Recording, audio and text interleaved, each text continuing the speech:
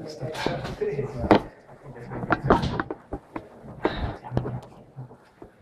¿Qué tal? Buenas tardes. Vamos a iniciar.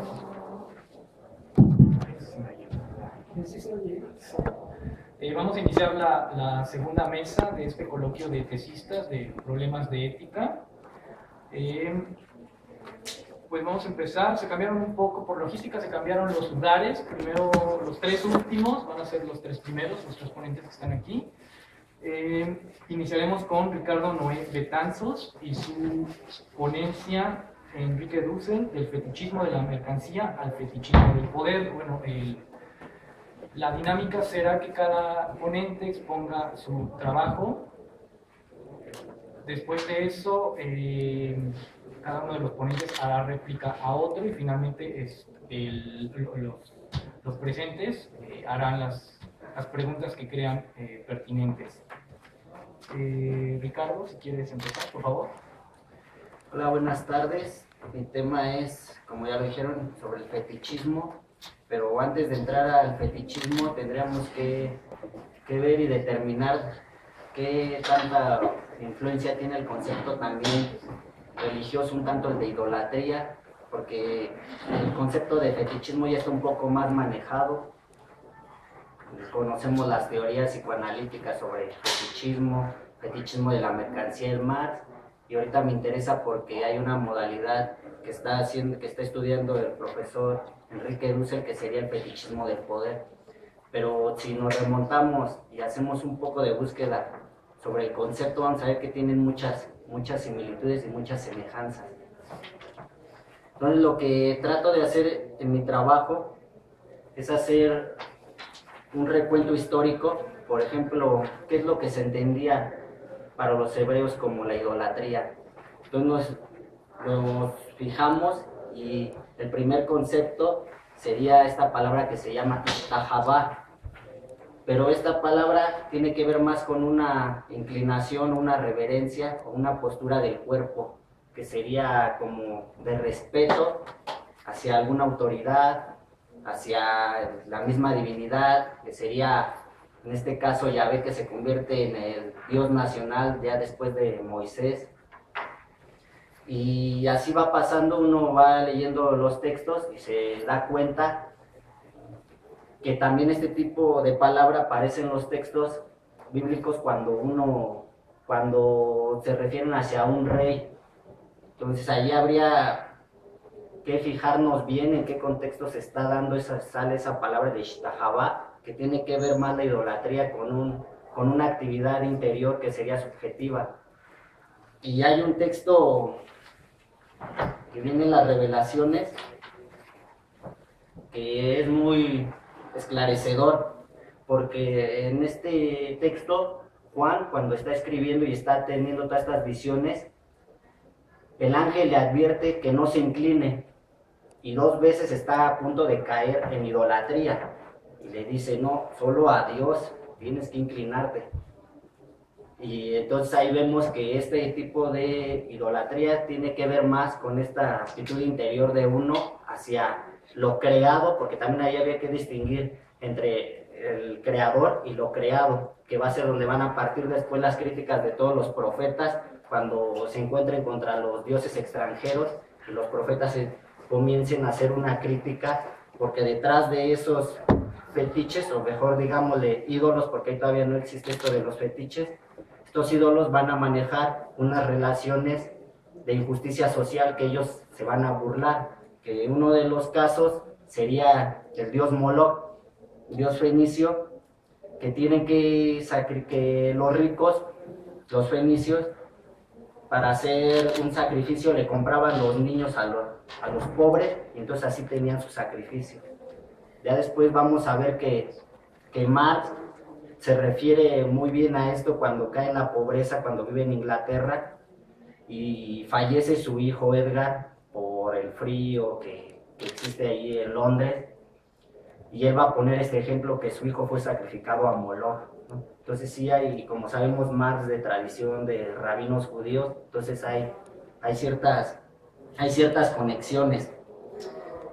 La otra cuestión que sería, para entrarle así a lo que maneja Dussel como el fetichismo del poder, sería esta categoría de alienación que aparece en Marx, que es, y ahora que uno se adentra, es mucho más compleja porque es una categoría abstracta que después va a comenzar a buscarle determinaciones más específicas, que ya en el Capital va a aparecer como fetichismo de la mercancía, pero ya va a ser un poco más específico. Va a entrar así al punto porque la alienación,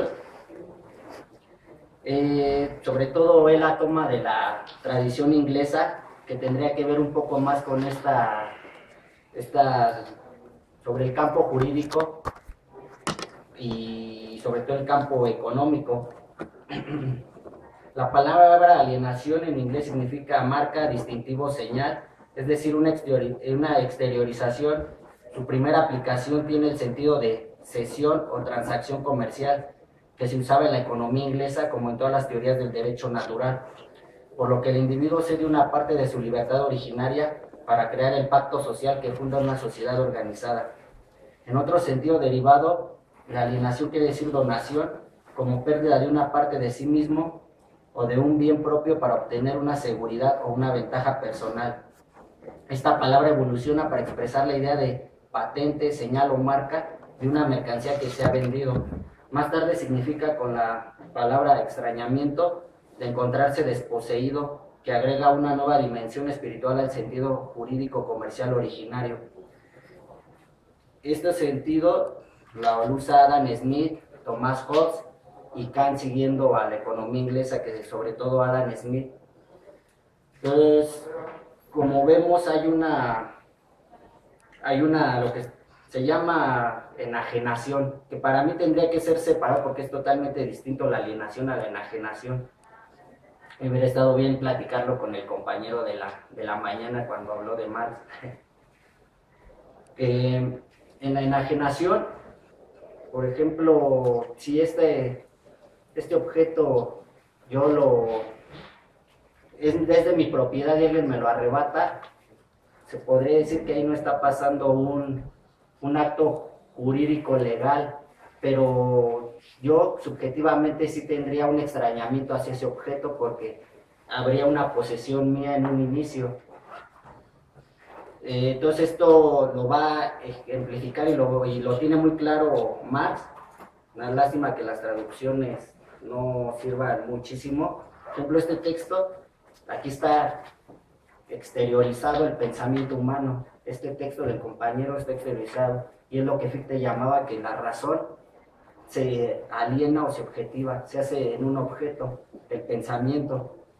El problema es cuando ese objeto en la economía se extraña, cuando al trabajador se le arrebata el producto de su trabajo, y entonces él ya no se siente reconocido en eso que ha hecho él con las manos. Entonces ahí ya vendría el extrañamiento, pero las traducciones a veces confunden y siguen llamándole como enajenación o alienación, cuando sí hay una distinción muy clara. La otra cuestión, así de pasada rápida, es lo que Marx le llama fetichismo de la mercancía. Es cuando habla de una relación, y esas relaciones, o toda relación, tiene 4 momentos. Dice que hay un A, hay un B, y ese A y B forman un tercero, que sería la relación completa, y hay una dirección entre esa relación, que no sería, por ejemplo, lo mismo la relación de A hacia B que de B hacia A. Y cuando Dussel está manejando esto, pone un ejemplo, que no sé, porque si hay una relación de hijo o de padre, se necesitan mutuamente, pero de A hacia B tendría que ser una filiación, pero de B hacia A ya es paternidad. Entonces lo que pasa en el fetichismo es cuando se rompe esa relación y se absolutiza uno de los términos. Entonces, en este caso, si uno quisiera ser hijo nada más, entonces se rompe de toda la separación con lo B, pero en lo real no sucede así porque siempre está en una relación. ¿Qué es lo que pasa con lo del fetichismo de la mercancía? Está el trabajo vivo y está el capital. Y esa relación supone que A, que sería el capital vivo, perdón, de A sería el trabajo vivo, es quien determina el capital, pero esto se absolutiza y se fetichiza cuando el capital cree ser la fuente del valor y cuando en toda la economía el dinero se empieza a valorizar a sí mismo y después se empieza a convertir en capital. Entonces en la economía, él dice que todo es un fetichismo porque se están dando las cosas dentro, o se está viendo el análisis a partir de las cosas mismas y no de las relaciones sociales que implican esa producción, que eso sería lo más concreto y lo más real. Otra cosa que quería comentarles es que tengo que pasarme a los conceptos religiosos, no nada más por una cuestión histórica, sino que Marx había dicho que el inicio de toda crítica tenía que ser la crítica a la religión, pero no entendida de una forma dogmática de estilo marxismo soviético, sino que la religión o estos conceptos te permiten ver cosas, estas categorías te permiten ver cosas que a veces las cosas secularizadas no lo permiten. Y apenas estaba leyendo una entrevista que le hacen a Agamben, que se llama Dios no murió, haciendo referencia a Nietzsche. Dios se transformó en dinero. Y él lo que habla es, dice que el banco se hizo iglesia, hizo el papel de las iglesias y de sus sacerdotes, y el crédito bancario se transformó en la fe. Y entonces todo esto es de lo que está hablando. Cuando uno entra a esto, cuando uno ve los marcos categoriales seculares, pues parece ser que nada más hablan de tecnicismos y no hay nada. Y Agamben sigue diciendo que si habría que hacer caso a Walter Benjamin, el capitalismo es la religión más salvaje y más despiadada que ha existido, porque este tipo de religión no tiene redención, o dentro de su sistema no puede pensar la redención, que sería como otro sistema alterno al capitalismo. Entonces, ya cuando uno piensa en estas cosas, descubre que ya más o menos las categorías que tienen que ver con lo fetiche ya tienen un poco más de sentido. La otra parte nada más es, cuando hablo de fetichismo o pretendo hablar en mi trabajo de fetichismo, tendré a paso una revisión rápida de lo que ha sido el fetichismo desde la visión antropológica, así rápidamente las primeras teorías que piensan por fetichismo, que sería prácticamente que un espíritu reside en algún objeto, o simplemente que ese objeto ya es espiritual por sí mismo. Y entonces aquí ya cuando va a ser Dussel la crítica, pero ahora no va a ser la crítica como lo hizo Marx desde a la teoría económica, sino que lo va a hacer a la teoría política burguesa, o como se le ha conocido desde el marxismo a la teoría liberal. Y él lo primero que va a decir es algo que también concuerda con lo de Agamben. Dice Agamben en esa misma entrevista, es que en el mundo ya no hay fe, ya no hay esperanza. La gente ha caído en un desánimo que cree que no hay esperanza. Cuando uno participa en la política, si es que decide participar en la política, dice, no va a tener mucho sentido, pero lo voy a hacer. Otras personas ya de una forma no participan y se resignan, y ya no le ve sentido porque las cosas no van a cambiar. Entonces lo que Dussel dice, el problema es que la política en la modernidad se ha visto de forma negativa, entonces lo que hay que hacer es verla desde la forma positiva. Y él ve en Max Weber el claro ejemplo de la definición de lo que ha sido la política como forma negativa. Y aquí Weber dice, ¿qué entendemos por política? Por política entendemos solamente la dirección o la influencia sobre la dirección de una asociación política, es decir, en nuestro tiempo de un Estado.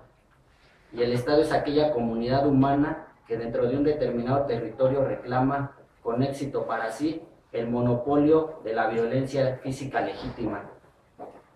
Y el Estado es aquella comunidad humana que dentro de un determinado territorio, es decir, que dentro de la concepción de Estado de Weber, El Estado tiene el monopolio de la violencia física, y la violencia física es el medio específico del control del Estado. Tanto es así que, dice Weber, el Estado es la única fuente del derecho a la violencia. Otro tipo de violencia se sale de la legitimidad y del derecho. Por decirlo de una forma, usar la violencia contra el Estado es ilegítimo, viola el derecho. Por eso Weber añade otro elemento. El Estado es una relación de dominación de hombres sobre hombres, que se sostiene por medio de la violencia legítima. Esto es, los dominados deben acatar la autoridad de los que dominan en un tiempo y espacio determinado y específico. Entonces la actividad política es la aspiración a participar en el poder o influir en la distribución del poder. Quien hace política aspira al poder, según Max Weber. Aspira a un poder de poder ejercitar la violencia física legítima. Pero una asociación política también es una asociación estamental estructurada. ¿Qué son los estamentos para Weber? Es el conjunto de poseedores de derecho propio de medios materiales para la guerra o para la administración, o de poderes señoriales a título personal. Esto es, quien puede ejercer el poder mediante la violencia física y puede legitimarlo son los poseedores de los medios materiales para hacer la guerra. Por estas razones, Weber concibe el Estado moderno en la siguiente forma. El Estado moderno, esta es la definición de Weber, es una asociación de dominación con carácter institucional que ha tratado con éxito de monopolizar dentro de un territorio la violencia legítima como medio de dominación y que este fin ha reunido todos los materiales, incluso los de la guerra, en manos de su dirigente y ha expropiado a todos los funcionarios estamentales que antes se disponían de ellos por derecho propio, sustituyéndolo con sus propias jerarquías supremas. Y aquí recordamos que el alto mandatario, en algunas entrevistas, él decía que tenía el monopolio del poder. Pero si él tuviera el monopolio del poder, se estaría proclamando dictador. Porque aquí ni Weber dice que se pueda tener el monopolio del poder, sino el monopolio de la violencia física. Y eso, como es obvio, una persona más letrada como el exsecretario de Gobernación, Fernando Gómez Mon, lo hizo claro y lo corrigió. Entonces, ¿cuál sería, desde esta perspectiva? Queda claro que hay una relación de dominación entre hombres, pero para Dussel precisamente es la definición de poder fetichista, porque él le va a buscar un carácter positivo, pero para esto va a tener que buscar las categorías más específicas para poder analizar de qué se está hablando o cómo se puede ejercer el poder como obediencia o como servicio, ya no desde esta postura, sino simplemente, porque si nos vamos desde esta postura, pues tiene lógica que un movimiento de estudiantes de Michoacán se les aviente la Policía Federal y los golpeen, o que hay una protesta y desde esta definición de Weber, como el único derecho legítimo que tiene el Estado a ejercer la violencia, pues también entonces es legítimo y legal, pero el reclamo social no tendría legitimidad, habría que acatarse simplemente este mandato. En primer lugar, debemos distinguir entre lo que es la política como actividad y el campo político. La actividad política sería la forma específica de ejercer las actividades y el campo político sería una abstracción en conjunto. Un campo es la categoría que refiere al espacio donde se realizan actividades prácticas, filiales, pedagógicas, económicas, deportivas. Este sería un campo pedagógico, de aquí la universidad. Dentro de sistemas e instituciones propias donde se cumplen las acciones de cada una de estas actividades. A grandes rasgos podemos decir que el campo político al menos se divide en 3 niveles. Bueno, que sería ya aquí el planteamiento que iría marcando Dussel de las acciones estratégicas, el institucional y los principios éticos implícitos. Pero bueno, esto tendría que sería muy largo estarlo diciendo, explicando cómo sería. Entonces, mejor unos ejemplos. Dice, los partidos políticos, por ejemplo, no son los recursos monetarios ni el espacio físico. Por espacio físico se entiende los edificios o los inmuebles, que serían la esfera material, solamente, en los cuales se toman las decisiones de congreso, consejos y comités. No son la asamblea ni los foros, Tampoco son cada uno de la totalidad de las voluntades, esto es decir, los actores de la política que toman las decisiones, sino que también son los principios explícitos o implícitos que lo rigen, por ejemplo, sus estatutos formales, democráticos por consenso, o eso tendría que ser, al menos idealmente, legales y factibles, su línea política, estratégica y factible, en ocasiones utópica, sin embargo, como idea reguladora de la actividad política, por los cuales la militancia y sus adherentes, con principios implícitos y actores políticos, deben guiarse en la actividad política, su actuar político. Los partidos políticos no son el campo político, sino son instrumentos, mediaciones o instituciones por los cuales se pueden realizar actividades prácticas del campo político. Se cumplen acciones políticas. Los partidos políticos son medios, no fines en sí mismos. El campo político es más que la política. El campo político se codetermina en una red compleja de factores y hechos, sin llegar a ser un solo factor el determinante del campo. Esta complejidad aumenta cuando se atraviesa con otros campos como el económico, el cultural o el ecológico. Entonces, ya teniendo una definición más, o viendo que la política es muchísimo más que eso, porque para Dussel yo creo que está en el fondo que habría que participar en la política, pero todos o la población en general tienen una impresión negativa contra los partidos políticos, por lo mismo de lo que está diciendo aquí, que es lo contrario, que parece ser que los partidos políticos son fines en sí mismos, cuando desde la teoría dice que no deberían ser fines en sí mismos, sino mediaciones, porque cuando un partido político se hace fin en sí mismo, ha caído en la corrupción y solo busca perpetuarse en ese lugar. Y ya una vez perpetuado en ese lugar, lo único que busca son las dádivas, las negociaciones, y se ha perdido el contacto con la comunidad, que sería el siguiente punto que toco, y con ese finalizo. La categoría del fetichismo por lo regular es objeto de estudio en el campo religioso, en la psicología o el psicoanálisis. En el marxismo fue relegada la teoría del fetichismo en la mercancía. La filosofía por lo regular siente una repulsión a tratar estos temas. ¿Qué es fetichismo? La palabra fetichismo viene del portugués. El fetiche es un objeto producido por las manos de los hombres al cual se le rinde culto y adoración. Es un hacer dioses como producto de la imaginación dominadora del ser humano, dioses hechos, que luego se los adora como lo divino, lo absoluto, lo que origina el resto. Esto es precisamente porque se llama el fetiche, que sería el contraste, pues el ser humano crea instituciones, pero cuando dicen no hay que tocar las instituciones, entonces las instituciones son sagradas, se han fetichizado, cuando se supone que lo normal en el ser humano es crear instituciones. Por eso hay diferentes formas de la familia, por eso está la monogamia, la poligamia, por eso hay diferentes tipos de universidades, porque son instituciones, por eso hay diferentes sistemas políticos, porque son instituciones. Lo que está hablando aquí Dussel es cuando los que están ahí inmersos en esta actividad política dicen, no, las instituciones son sagradas. Ahí se ha fetichizado la política. Y otra cosa importante que dice Dussel, el poder nunca se toma, es decir, se tiene o no se tiene, pero no se puede tomar, porque lo que se puede tomar son las instituciones, los instrumentos o las mediaciones donde se ejerce un tipo de comunidad política, perdón, donde se ejerce un tipo de actividad política, no toda la actividad política. Cuando un gobierno pierde consenso, o cuando la población cree que no es legítimo ese gobierno, o cree que no está sirviendo a las funciones comunitarias, es lo que está pasando con los Ocupa Wall Street, o con los 15 de mayo, o con lo que pasó con el 132.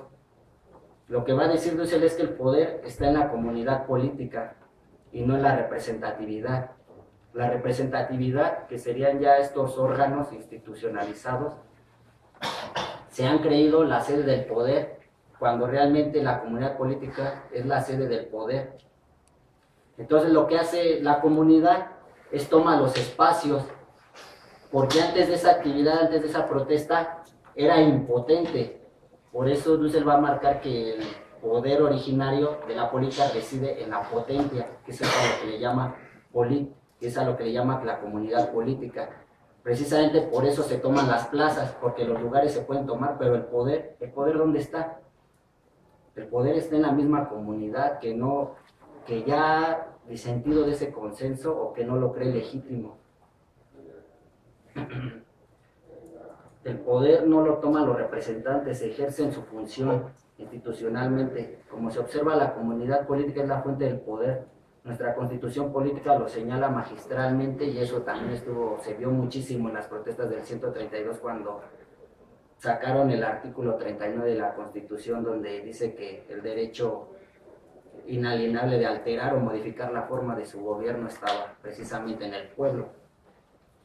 La primera y última instancia del poder es el pueblo. Las instituciones, los instrumentos y los representantes electos ejercen el poder delegadamente como servicio, o al menos eso se supondría cuando no hay este fetichismo, porque ya cuando existe este fetichismo de las propias instituciones, ya se ejerce como dominación, que sería lo que está explicando Max Weber desde esta perspectiva. La fetichización del poder consiste en un ejercicio del poder como dominación. Se da cuando un actor político tiene una voluntad de poder como dominación sobre el pueblo, los marginados, los pobres, los sectores vulnerables, etc. El poder fetichizado se ejerce violentamente, es decir, lo que no ha ganado legítimamente en la fuerza del pueblo como base y fundamento, lo hace mediante grupos de intereses conservadores, reaccionarios, violentos, nacionales y extranjeros.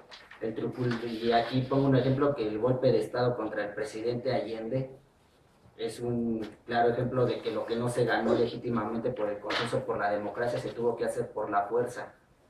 Y bueno, aquí en México parece ser que hay otros ejemplos clarísimos que lo que no se ha ganado por consenso se usa mediáticamente con el ejército, con todas estas actividades para poder intentar legitimarse, porque también fallan estos proyectos conservadores a veces, que en el caso de Chile no falló. La fetichización del poder también consiste en ejercer el poder autorreferente. Cuando el poder sirve a intereses personales, espera recompensas. Un funcionario se ha fetichizado cuando el poder busca el enriquecimiento. Y como los salarios, aunque fueran altos, no son nunca suficientes, la acumulación de riqueza por medios no legítimos se presenta rápido como posible. Bueno, la fetichización del poder se da cuando lo determinado cree ser el fundamento, fuente y sede del poder, que con esto concluiría que es lo mismo que hablamos de la fetichización de la mercancía, que aquí está la potencia o la comunidad política y aquí está la representatividad. Se supone que son una relación, pero la fuente del poder es la comunidad política, la que da delegadamente para que puedan ejercer sus funciones. Pero ¿qué es lo que hace la representatividad? Se escinde de la comunidad política y la oculta, y estas instituciones son las que se creen la fuente del poder, y todo el que no acate esto que dice ya el poder fetichizado, entonces no es válido. Bueno, eso sería todo, gracias.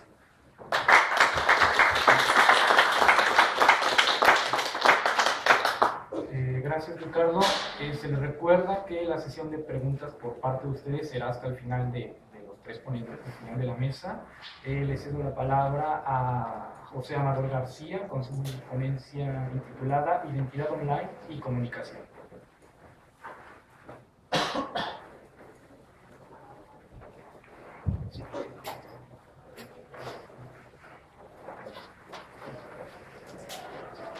Buenas tardes. En toda época, la tecnología ha modificado el pensamiento y la concepción del ser humano. En particular, este cambio concierne a la filosofía, en tanto que la transmisión de conocimiento es una parte vital de su quehacer, pero no está limitado a esto. Este cambio de la forma de ver la información y su transmisión no es el único que atañe a la filosofía, pero es una consideración muy importante dada la profundidad de los cambios mismos de la tecnología hoy en día. Por un lado, la tecnología ha logrado tener una popularización y una reducción de su precio, al punto en que es bastante posible el acceso al Internet de un gran porcentaje de personas, por lo menos en el caso de México, e incluso la ONU ha llegado a considerar el acceso al Internet como un derecho en sí mismo. Siguiendo las afirmaciones del reporte de las Naciones Unidas sobre la promoción y protección del derecho a la libertad de expresión, los beneficios del Internet son, entre otros, la posibilidad de la comunicación a gran escala, la posibilidad de la comunicación a larga distancia, y la colaboración entre varias personas simultáneamente, gracias, entre otras cosas, al surgimiento de la llamada Web 2.0, es decir, plataformas que permiten la interacción entre los usuarios de una forma más simple en línea. Sin embargo, considerando estas posibilidades, estas ya se daban con anterioridad dadas las tecnologías anteriores. La humanidad era capaz de efectuar esta comunicación a gran escala, como se daba con la televisión, a larga distancia, como con el correo y el teléfono, y la colaboración entre varias personas simultáneamente, como se daba en el foro o en la universidad o incluso en el periódico. En estos casos existía una cierta limitante tanto del tiempo, espacio o simplemente de los recursos involucrados en esta comunicación. Es decir, a lo largo de la historia, ahora las tecnologías de la información y comunicación no son capaces de replicar la experiencia de la comunicación en persona de ninguna forma. Pero bastantes años después de la creación de esta tecnología en su forma más básica, somos capaces de ver las posibilidades de creación de espacios, de comunicación instantánea y a gran escala, y la apertura de los usuarios a cantidades inmensurables de información como se les plazca. Ciertamente estos beneficios son considerables, en particular en la cara de un mundo en que se ha acostumbrado al uso de las tecnologías, algo así como sucede en la metáfora de la reina roja en Alicia a través del espejo. Esta versa: bueno, en nuestro país, dijo Alicia, jadeando todavía un poco, si una corre muy rápido durante mucho tiempo, como nosotras, llega a algún otro lugar. ¿Qué país tan lento?, dijo la reina. Aquí, como ves, tienes que correr todo lo que puedas para mantenerte en el mismo lugar. Si quieres llegar a otra parte, debes correr por lo menos lo doble de rápido. Esta segunda parte es de interés. ¿Cómo correr el doble de rápido? Esto se puede percibir en dos ramas que quisiera tratar en mi trabajo. La primera rama es la del individuo, es decir, el usuario promedio que tiene el contacto con la tecnología y lo utiliza para los fines que tiene ya establecidos. Por otro lado, como filósofo, quisiera analizar la relación que tiene esta tecnología con la filosofía, en particular, a la luz del problema de la introducción de estas tecnologías a la educación y la demanda que se hace de esta de parte de los programas educativos, junto a la problemática de la producción de contenidos filosóficos adecuados a la red y sin que esto conlleve la pérdida de contenido o profundidad filosófica. Para la primera parte, quisiera comenzar afirmando los alcances de este problema. Como primera afirmación, algunas estadísticas del uso del Internet. En primer lugar, se encuentran estudios de parte de la Asociación Mexicana de Internet de un número de 40 millones de usuarios en México. Reduciéndonos al ámbito de las redes sociales, podemos encontrar estadísticas de más de 16 millones de usuarios. Siendo esto un ámbito razonablemente representativo del uso de la información, me enfocaré por una parte a la problemática que ya mencioné de la Web 2.0 y de las herramientas que permiten esta comunicación bidireccional. De acuerdo al estudio del World Internet Project, la situación en México se ve condicionada por la economía de un lado y por el otro por el poco tiempo de interacción que ha tenido la población con estas tecnologías. Si bien la tecnología no es nueva de ninguna forma, el acceso que ha tenido a México se ha visto limitado por el costo inicial de la tecnología y de los servicios. Esta necesidad se ha visto subsanada a través de servicios tales como los cafés internet y otros como estos. Por otro lado, las otras dos causas más importantes del no uso del Internet son la falta de conocimiento sobre su uso y de una apatía o vista del Internet como algo innecesario. Si bien la primera causa es altamente problemática, es particularmente transparente y dada la popularización de medios de acceso al Internet más allá de conexiones en el hogar y computadoras personales, esta causa lentamente se ha visto reducida. El adquirir la tecnología es una barrera bastante válida para impedir el uso de la tecnología, cuando una computadora puede ser bastante costosa, así como continuar los costos de renta del servicio de Internet, más el tiempo que toma aprender a utilizar efectivamente la tecnología, etc. Por el otro lado, las otras dos causas me parecen más interesantes en tanto que refieren una barrera más conceptual sobre la tecnología, a una cierta dificultad de acercamiento que presentan estas nuevas tecnologías y parecen ser amenazadoras o por lo menos no lo suficientemente atractivas.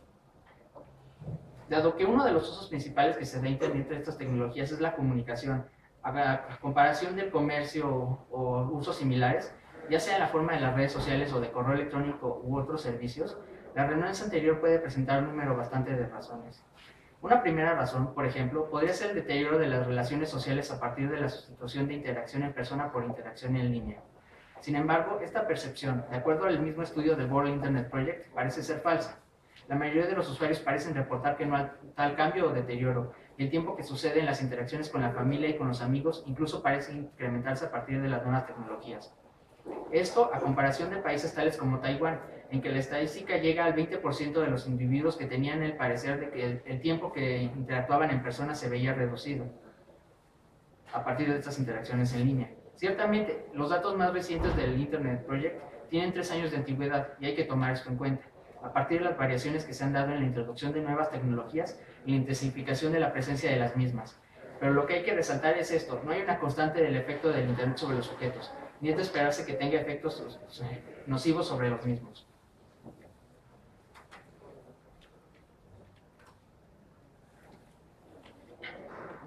Con respecto a esto, se han escrito una gran cantidad de textos, en particular a los efectos que se han visto con respecto a la posibilidad y consecuencias de la llamada adicción al Internet. Yo quisiera afirmar, sin embargo, que las condiciones del Internet como una herramienta que permite muchos tipos de actividad no necesariamente conlleva un uso negativo, una llegada a un fenómeno tal como la adicción. Esto, sin embargo, no significa que con toda posibilidad de acceso a la información sea benigna.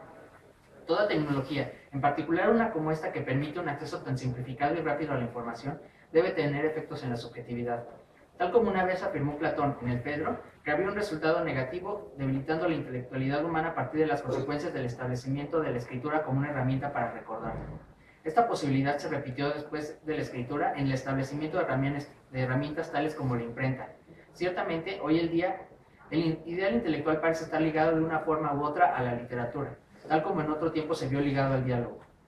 Por supuesto, afirmar esto no quiere decir que la introducción del Internet no vaya a tener sus consecuencias. En primer lugar, un efecto podría ser la falta de enfoque al adquirir la información, dado que tanta está disponible. Por un lado, esto llevaría a la adquisición asistemática de información y por el otro lado, a la reducción de la densidad de la información, en tanto que se busque el optimizar la velocidad y la cantidad de la información.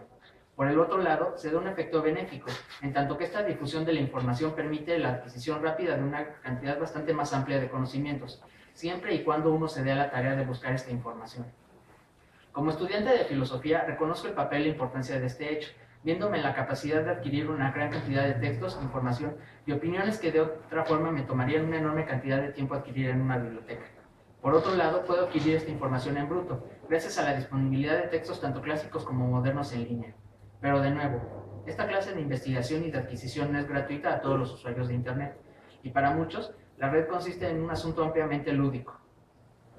Por otro lado, como posibilidad distinta, se encuentra considerar al Internet inútil dentro del plano de sus funciones. Es decir, el desconocimiento de la condición de esta tecnología puede llevar a alejar a los sujetos de siquiera aprender su uso, al aparecer esta como una tecnología demasiado ajena al conocimiento de los sujetos y a sus vidas, o quizás simplemente considerarlo un aspecto nocivo al complicar la vida más de lo necesario, o quizás simplemente considerarlo Quizás uno no pueda entender la complejidad del sistema sin pertenecer a él y solamente mirar las consecuencias de la interacción de los usuarios con este.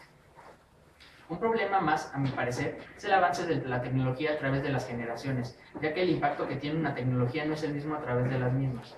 Una generación crea la tecnología, pero las generaciones futuras tienen la labor de incorporarla a sus vidas. Esto es el caso del Internet, dada la configuración de la edad de los usuarios. Casi parece obvio que las generaciones más jóvenes son las que más utilizan la tecnología, y podría afirmarse entonces que son quienes más la aprovechan. Esto no es desechar los posibles usos y aportes que se hacen a partir de las otras generaciones, sino reconocer el rol que tienen estas nuevas generaciones para ser, por así llamarlo, embajadores de la tecnología. Estas nuevas generaciones tienen la ventaja de crecer con la tecnología, lo que les da una posibilidad de adquirir un conocimiento análogo al que tienen los niños ante el contacto con los lenguajes, es decir, un conocimiento que no les es enseñado, pero es adquirido. En otras palabras, hablan el lenguaje del Internet, en oposición a aquellos cuyo acercamiento a la tecnología se da a partir de las categorías que ya tenían planteadas de antemano. No es muy apropiado dar una calificación de buena o mala a la adecuación de estos conceptos, tanto los nuevos como los viejos, sobre la tecnología. Son meramente la aproximación que se puede hacer a una generación de la tecnología o de los recursos que están a mano en cada caso. Sin embargo, lo que me parece menos descabellado afirmar es que las nuevas generaciones crecerán con una influencia más fuerte de la tecnología que las generaciones ya presentes. Esta influencia aparece en multitud de formas, desde el uso positivo y negativo que se haga de la red, de la creación y del daño que se provoquen, y de la variedad de contenidos que sean generados para el Internet. Uno de los problemas representativos de esta división se puede aislar en las redes sociales, tales como Facebook, entre otros. Este problema es, en particular, la forma en que se conforma la individualidad como un fenómeno y como un discurso. Al contrario del discurso generado de otras formas, se puede reconocer algunas características que modifican la manera en que la persona genera el discurso en su perfil, por nombrarlo específicamente, comparado con el discurso que se puede dar en persona o el discurso que puede generarse por otros medios tecnológicos. Para comenzar, la declaración más básica con la que se puede comenzar es el hecho de que, al contrario de un discurso o una apariencia que da la persona, un perfil de red social o la creación de un blog conllevan una intencionalidad. Algo así no se surge de la nada ni se genera automáticamente. Y esto lleva a una reflexión, por lo menos inconsciente, acerca de lo que se debe poner o decir en el perfil. Esto contrario a la consideración de la persona como una identidad y una persona. Hago el énfasis de nuevo en persona con referencia etimológica a la máscara que llevaban los autores antiguos. Un individuo necesariamente tiene una identidad en tanto es un ser humano en una sociedad, pero esta identidad no se traduce perfectamente a un ambiente de una red social, en un par de aspectos entre otros. El primero podría ser que, al contrario de otras formas de conocimiento de la identidad de una persona, el perfil en la mayoría de las redes sociales consiste en un discurso visual. Ciertamente, es un dicho que una imagen dice más que 1000 palabras, pero en esta concepción de la identidad personal, las imágenes llegan a comunicar más, y esta especie de discurso requiere de una interpretación en particular, a la cual no es siempre enteramente sencillo acceder. Por otro lado, la concepción de la identidad presente en un perfil de una red social no refleja completamente a la persona, siendo completamente intencional. Se presta entonces a una edición táctica de ciertos aspectos que son indeseables de la persona. Este aspecto no es exclusivo del primero, en tanto que las imágenes también pueden ser modificadas y presentar una realidad que no es, aun cuando se posee una especie de cultura de la imagen. De la época en que la televisión era el más grande medio de comunicación masiva y su única competencia era la radio, ya disminuida por la misma televisión. Estas dos diferencias, entre otras, aparecen como una muestra mínima de los fenómenos que se están dando en la concepción de la individualidad a partir de la tecnología. Como se mencionó anteriormente, esto podría llevar a una concepción distinta de la individualidad, en tanto una cierta cantidad de individuos puede crear su persona en medida que se actualice la posibilidad de crear un perfil en una red social y expresarse a través de esta. Por otro lado, si no nos limitamos a las redes sociales, uno puede crear una infinidad de discursos a partir de la infinidad de espacios dados a la discusión de temas diversos en la totalidad del Internet. Como conclusiones, quisiera presentar 3 problemas que se abren tanto como cierran en conclusión. El primer problema es la proliferación de la tecnología, como ya se afirmó. A la par que se da la proliferación de la tecnología, tanto hardware como software, en el caso de las computadoras, se dará la proliferación de la información, creada por la multitud de los usuarios, al punto en que sea imposible analizar y adquirir toda la información. Se llega a un punto en que los usuarios se acostumbren a un tránsito tan rápido de la información, que se dé solo un consumo de la información misma. Más allá de la formación de un criterio para la adquisición y la formación de la información, se dará una constante búsqueda de información para las fuentes que se presentarán en un momento u otro, sin procesar la misma y sin llegar a un verdadero conocimiento. Por otro lado, dado que los presagios al introducir nuevas tecnologías de la comunicación suelen ser algo oscuros, puede ser que estas mismas ideas no sean sin otro de estos presagios, y las predicciones que se hacen del fluir de la tecnología en la vida de las personas, sus consecuencias sean vistas de una manera más terrible. Otro problema sea que la estructura fundamental de la mente de las personas, como se ven a sí mismas, no cambie, aun cuando la tecnología cambie la forma de pensar, de recordar y de buscar la información. En todo caso, la tecnología sería solamente una herramienta que pone en descubierto las necesidades de las personas, y las consecuencias actuales de la tecnología son solamente la exteriorización de las necesidades actuales de la sociedad. Y por último, se podría afirmar como problema la condición de la brecha entre las generaciones, tanto en lo intelectual como en lo técnico. Este problema aparece como una complicación doble, en tanto que la tecnología aparece como algo perfectamente ininteligible entre los usuarios jóvenes y los antiguos.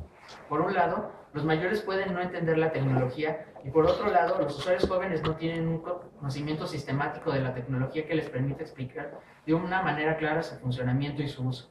Da esta falta de sistematicidad y la complejidad de su explicación, los usuarios mayores se quedan en una mera mímica de lo que parecen hacer los usuarios más veteranos, logrando una brecha mayor entre los usuarios que saben y los que no.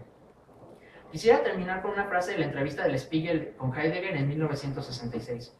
Yo veo la situación del hombre en el mundo de la técnica planetaria no como un destino inextricable e inevitable, sino que, precisamente, veo la tarea del pensar en cooperar, dentro de sus límites, a que el hombre logre una relación satisfactoria con la esencia de la técnica. Esto como una indicación de la necesidad de la filosofía de acompañar el avance tecnológico y de meditar la relación del ser humano con la tecnología. La tecnología no lleva a la humanidad hacia un destino último y necesario, y es ahí donde entra la filosofía, para intentar ofrecer una visión y una relación satisfactoria de la humanidad con la tecnología, más allá de la obvia, con fines de evitar un estancamiento o una reducción de la humanidad a sus meros avances tecnológicos. Gracias.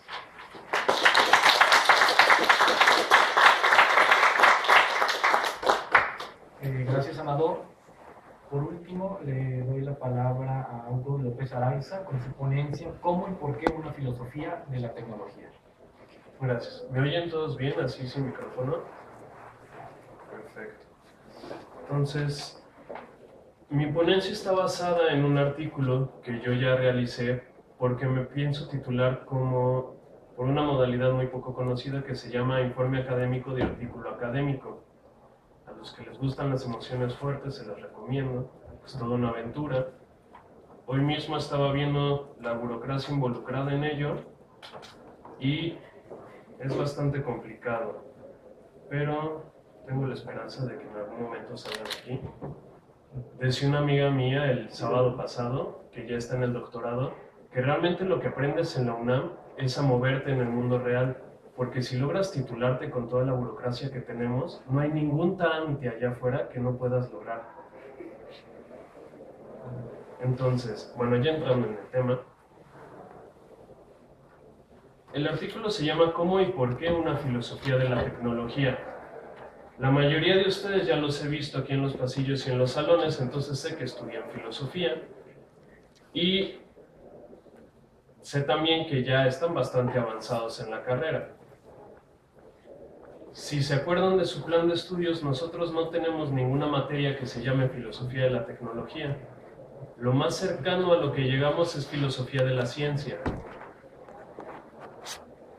Es decir, que si llegamos a tratar la tecnología dentro de nuestras clases, y eso seguramente te pasó, Amador, esa inquietud va a ser contestada dentro de otra materia, y a veces ni siquiera dentro de la materia que es obligatoria, sino dentro de la materia que es opcional, como temas contemporáneos de filosofía de la ciencia, o problemas de filosofía de la ciencia, o cualquiera de estas que puedes o no tomar dependiendo de si te da la gana. Este panorama nos hace pensar que tal cosa como una filosofía de la tecnología no existe, que es simplemente una cosita que podríamos empezar a hacer hasta ahorita, que ya existen las redes sociales, que ya existe el internet y todas estas maravillosas cosas que cargamos con nosotros para todos lados. En realidad, la filosofía de la tecnología tiene una historia bastante antigua y curiosamente a nosotros nos han educado en el siglo XIX con una dicotomía entre las humanidades y las ciencias.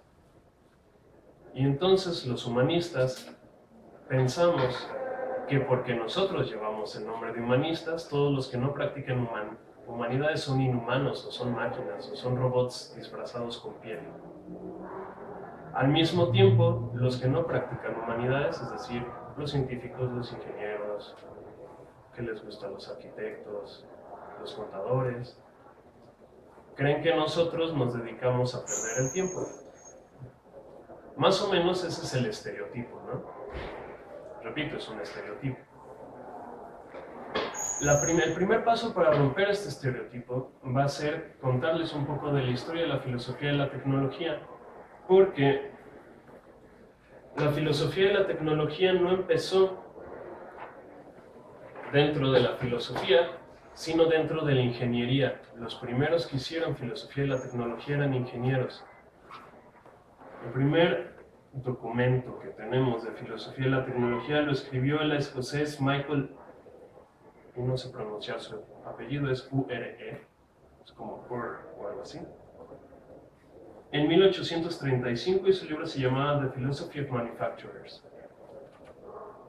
Ahí él hacía una defensa a capa y espada de la industrialización.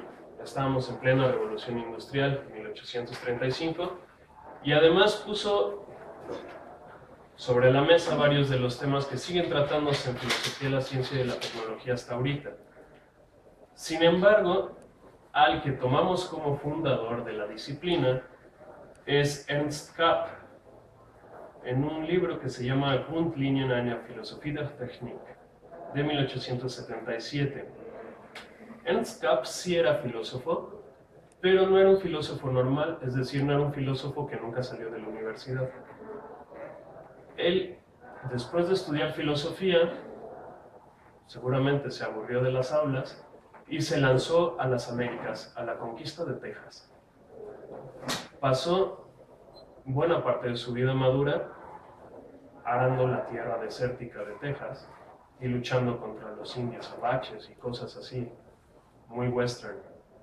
Cuando regresó a Alemania, él ya tenía toda una vida trabajando con maquinaria pesada porque había tenido que utilizarla para sobrevivir. Entonces hizo una teoría en la que veía la tecnología como si fuera una extensión del cuerpo humano, de tal modo que los ferrocarriles fueran una analogía de nuestro sistema sanguíneo, y el telégrafo una analogía del sistema nervioso, y la pala es como si fuera un brazo pero más resistente, etcétera, etcétera.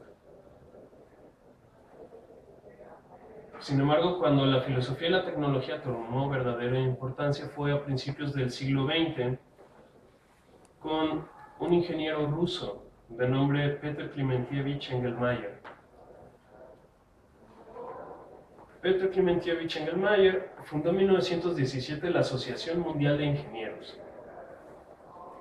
El objetivo de la asociación era analizar el fenómeno tecnológico, sus objetivos, sus relaciones con las ciencias naturales, con el arte, con la política, etcétera, etcétera, incluyendo todo esto los métodos con los que trabajaba. Aprovechando la Revolución Soviética, se introdujo en la burocracia del nuevo régimen y fundó lo que se conoció después como tecnocracia, que es la forma bonita de decir los ingenieros al poder. Entonces, Engelmayer y la Asociación Mundial de Ingenieros eran una suerte de misioneros o evangelizadores. Ellos querían llevar el pensamiento ingenieril, que estaban convencidos de que era lo mejor que la humanidad había sacado, a todos los ámbitos de la vida, porque acuérdense de que los ingenieros trabajan bajo la eficiencia. Y entonces pensaban que el mundo iba a ser un mundo mucho mejor si todos logramos pensar como ingenieros. Tenemos un problema, lo analizamos, lo resolvemos y eso es todo.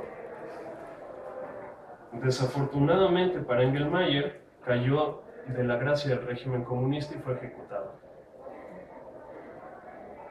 Y bueno, por último, dentro de esta breve historia de los inicios de la filosofía y la tecnología, tenemos a Max Seid, al artista Raymond y el biofísico Friedrich Dessauer, que fue el que inventó la máquina de los rayos X y murió a causa de ella. Ellos los quiero mencionar porque son diferentes al resto, incluso a los filósofos que actualmente trabajan en la filosofía y la tecnología, porque en vez de tomar a la tecnología como un fenómeno ya hecho, en esta mesa tenemos un ejemplo, Amador. Tienes el internet y las redes sociales como algo que está dado, y a partir de lo que está dado lo analizamos. Ellos se centraron en cómo se hace la tecnología y tenían teorías bastante pintorescas. Los primeros dos que mencioné, los franceses, decían que dividían la creación de tecnología en dos partes. Una es hacer el prototipo y la otra es diseñarlo. Y a la hora de diseñarlo ellos decían que el ingeniero tiene exactamente la misma función que el artista cuando se inspira. Es una teoría muy interesante porque nos permite unir dos cosas que normalmente las tenemos en los opuestos. Es decir, tanto el ingeniero como el artista, ya sea plástico, literato o lo que sea, tienen inspiración de las musas, ¿no? Mientras que este otro, ¿cómo se llamaba? Dessauer era un poco más exagerado y partiendo de Kant decía que la tecnología nos une, o sea, la creación de tecnología nos une con el reino de las cosas en sí. Es más, cuando se los estoy explicando suena mucho más platónico que kantiano, pero tienen que entender que era un biofísico, no era un filósofo. Entonces él decía que al hacer un aparato nuevo que resolviera un problema, entrábamos al mundo de las soluciones ingenieriles, así como si fueran topos urbanos, y solamente lo instanciábamos en nuestra tierra. Bueno, esta pequeña introducción a la historia de la filosofía y de la tecnología fue para que vieran cómo tiene, aunque sea por lo menos un poquito de credenciales históricas, empezó desde el siglo XIX y ha sido trabajada sobre todo durante el siglo XIX por ingenieros, pero después de él ya entraron al quite tanto filósofos como sociólogos y antropólogos. Y esta es otra de las características de esta disciplina, que suele tratarse en los límites de las disciplinas y más bien en la interdisciplinariedad. Por eso mismo muchos filósofos de la tecnología los acusan de más bien estar haciendo sociología o de más bien estar haciendo antropología. Puede ser que utilicen los mismos métodos o que se aprovechen de los mismos datos, pero los objetivos que tienen y los enfoques sí son puramente filosóficos. Entonces les voy a presentar 2 o 3, dependiendo del tiempo, argumentos que se han utilizado en contra, o más bien, no son argumentos porque no son nunca formulados explícitamente, sino que el hecho es que no tenemos filosofía de la tecnología como una disciplina independiente. ¿Qué razones se pueden dar de ello? La primera razón, y que fue con la que comencé aquí, fue que, de hecho, en nuestra facultad, la filosofía de la tecnología es considerada una subrama de la filosofía de la ciencia. Esto asume, sin decirlo, que la tecnología es un resultado de la ciencia. A este esquema se le conoce como el esquema de ciencia pura y ciencia aplicada. Lo que se supone aquí es que la tecnología no es otra cosa que la ciencia aplicada. Si tú ya tienes tu conocimiento teórico y tienes un problema que resolver, lo único que tienes que hacer es acudir a la teoría, encontrar la teoría que te ayuda a resolverlo y aplicarla a tu problema en específico. Es una visión muy bonita, pero tiene sus problemas. El principal problema es que tiene contraejemplos históricos. No toda la tecnología que tenemos ha provenido de la ciencia. No es como si yo le doy dinero al CONACYT para que haga ciencia pura y de repente eso va a servir para hacer alguna cosa, ¿no? Tenemos la esperanza de que en un futuro todas esas cosas que se investigan nos vayan a servir para tener relojes que parecen escarabajos, ¿no?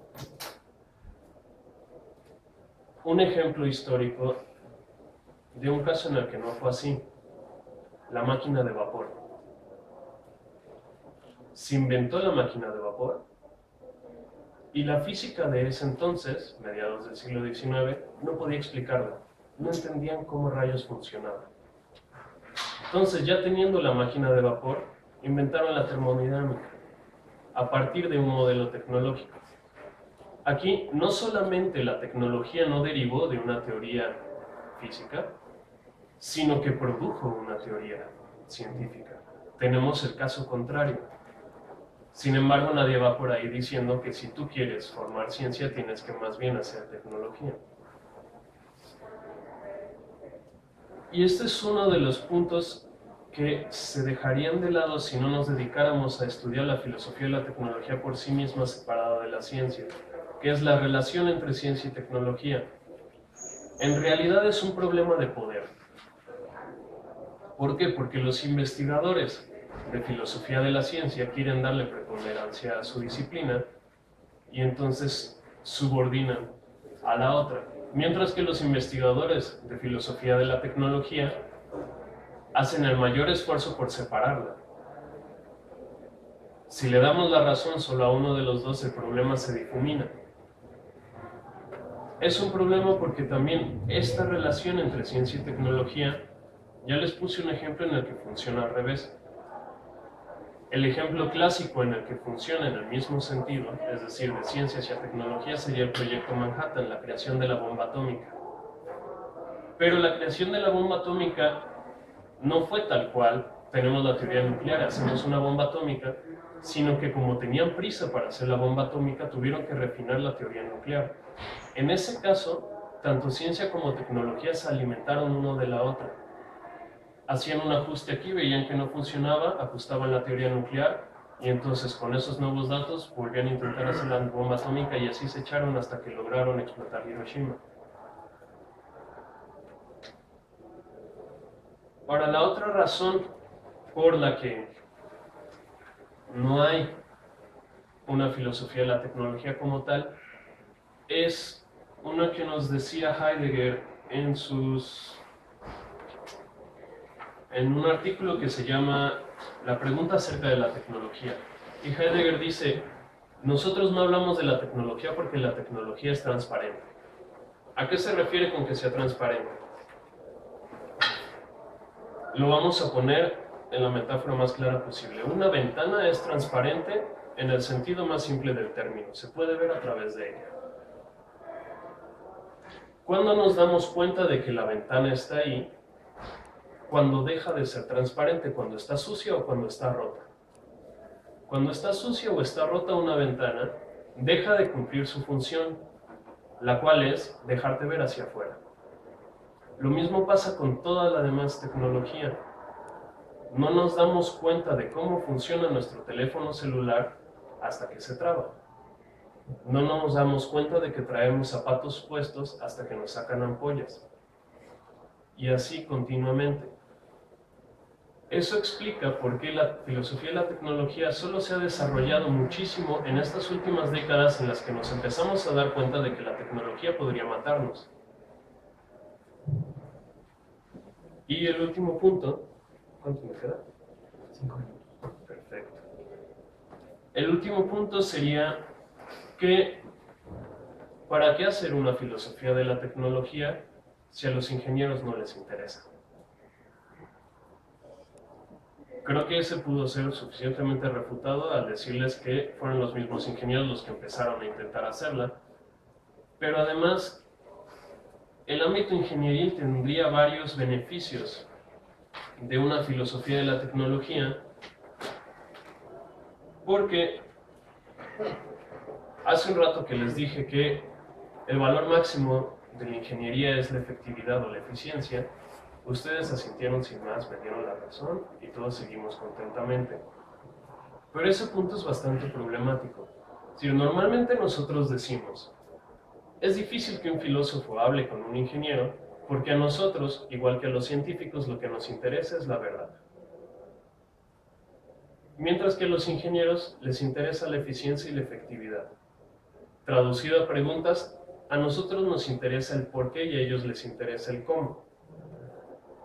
Si alguna vez se meten a un proyecto de investigación tecnológica, es decir, ingenieros que estén intentando hacer funcionar un aparato, si a ellos les das una teoría física y les dices esto tiene que funcionar así, así y asado, lo intentan primero con la teoría porque honestamente es mucho más sencillo trabajar sobre una teoría que trabajar sobre nada. Pero en el momento en el que esa teoría les falle, ellos van a hacer cualquier cosa. Le van a poner un chicle a la máquina, si ese chicle va a hacer que la máquina funcione. Y ya después va a ser problema del físico explicar si funcionó o no y por qué. Sin embargo, la tecnología actualmente no se trabaja solamente con ese criterio de efectividad, es decir, lo que funcione es lo bueno, sino que hay muchas otras cosas alrededor de la tecnología que la influyen. Un ejemplo es, todos sabemos, y es obvio, que una casa de piedra aguanta mucho mejor un tornado que una casa de madera. Sin embargo, en Arkansas siguen haciendo casas de madera y se las siguen llevando los tornados. ¿Por qué rayos las hacen de madera? Pone aquí en Arkansas, si ustedes conocen algo de geografía, porque yo tampoco he estado ahí, es una planicie así, no ves nada. Ni una sola montaña. ¿De dónde van a sacar casas de piedra? Ese es uno de los limitantes a la efectividad. Tener buenos materiales a la mano. Y las otras son mucho más perversas. Entran en juego intereses monetarios, por ejemplo. ¿Saben por qué se prohibió la marihuana en Estados Unidos? La primera prohibición de la marihuana en Estados Unidos se dio porque en ese entonces se producía papel tanto de cáñamo, que el cáñamo es marihuana solo que no es tan alucinógeno, como de celulosa. Existían las dos técnicas. Sin embargo, la de cáñamo era mucho más cara. Su papel era mucho más resistente, pero era mucho más cara. Y llegó un momento en el que inventaron una nueva tecnología que permitía que esta este papel de cáñamo fuera mucho más barato de producir y así le permitiría entrar en competencia directa con el papel de celulosa. Pero resultaba que el dueño de las fábricas de papel de celulosa también era el dueño, por extensión, de todos los periódicos del país. Inició una campaña propagandística en contra de la marihuana. Al prohibir la marihuana, logró que se prohibiera el cáñamo también porque son la misma especie, solamente una es ligeramente más alucinatoria que la otra. Ahí tienen un ejemplo de cómo un interés económico entra en conflicto. Otro ejemplo de eso se llama obsolescencia programada, y es que las cosas se descomponen a propósito. Dos casos bien documentados. Uno son los focos. Nosotros tenemos patentes de focos que durarían 100,000 horas. Sin embargo, si ustedes checan las cajas de sus focos, dicen que solo dan para 1,000 horas. ¿Por qué es eso? Porque si un foco te dura 100,000 horas en vez de 1,000 horas, compras muchos menos focos y entonces se cae la economía porque quiebran las fábricas. En el régimen comunista de la Alemania Oriental no tenían ese plan de obsolescencia programada y entonces hacían focos que duraban muchísimo. De hecho, hay gente en Alemania Oriental que todavía tiene sus refris de 1960 y pico y funcionan perfectamente bien, porque no tenían ese interés en que la economía siguiera activándose. Aquí tenemos el contraste entre dos grupos, pero tenemos también un ejemplo dentro del mismo capitalismo, que es las medias de nylon. Las medias de nylon las inventaron porque, y las mujeres aquí presentes me darán la razón, porque las medias de nylon, antes del nylon, se rasgaban muchísimo. Me van a decir, actualmente también se rasgan, pero ahora se rasgan a propósito. Las habían hecho tan buenas que no se rasgaban nunca, y a los mismos ingenieros que las diseñaron perfectas, les encargaron diseñarlas para que se rasgaran un poquito más. Entonces, cierro.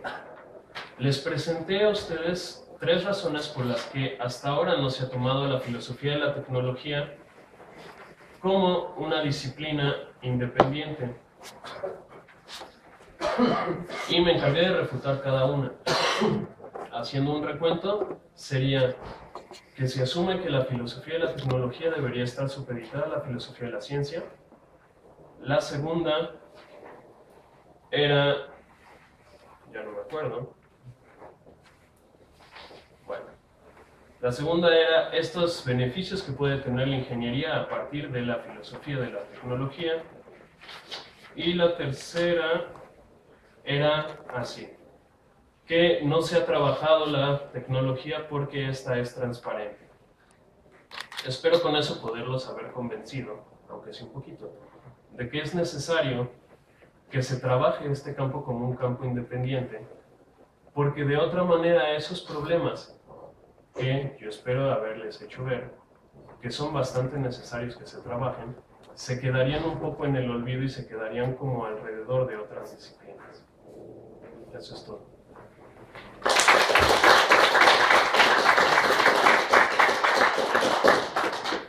Gracias, Hugo. Bueno, en este momento empiezan las preguntas dentro de la propia mesa para posteriormente abrirlas al público. Amador, no sé si tengas alguna pregunta para Hugo. Sí, tengo 2 preguntas, aunque una de ellas estoy haciendo trampa porque ya leí el artículo. Pero bueno, la primera es, en tanto, uno de los problemas que presentas es que existe una falta de interés filosófico en la tecnología y apelas a que existe una cierta transparencia de la tecnología, en tanto que está tan incorporada en nuestras vidas que no la podemos ver de un vistazo. Y